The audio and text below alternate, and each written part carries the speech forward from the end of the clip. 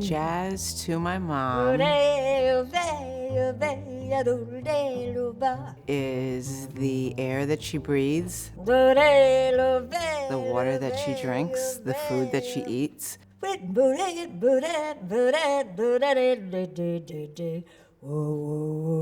It is everywhere in her life.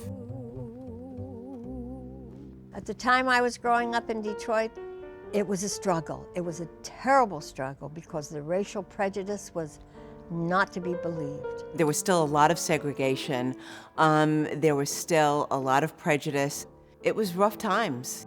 I'd heard Charlie Parker and decided that was the music that I wanted to dedicate my life to. That's what the problem was in the very beginning. There were very, very few white women on the scene that were into jazz. Talent overrules racism because music is the common denominator. Sheila was passionate about racial justice, about bebop, and about being free and being true to herself. Well, I was born in Detroit, Michigan, back in 19.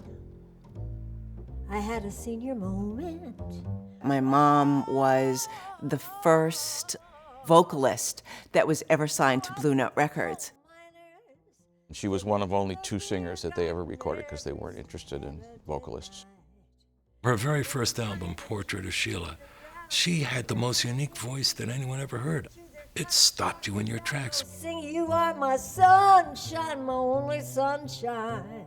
It's a style that I guess is as natural to her as breathing. Sheila, when she's singing, what she's doing is telling a story.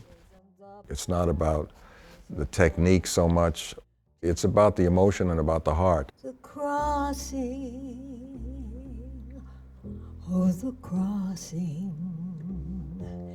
The bass voice was something that Sheila heard at a very young age. She heard the space and the silence and the sparseness of it, the transparency of the bass voice gives her this beautiful empty canvas to paint on.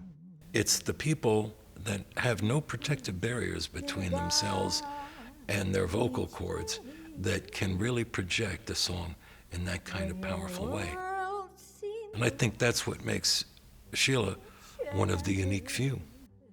Sheila just never did anything commercial. She was patient. What does she always say? She said she supported the music until the music could support her.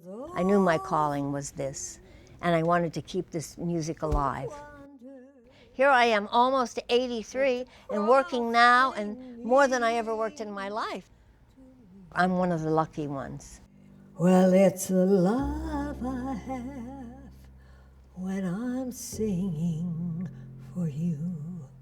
Oh, the spirit of this music sets me free.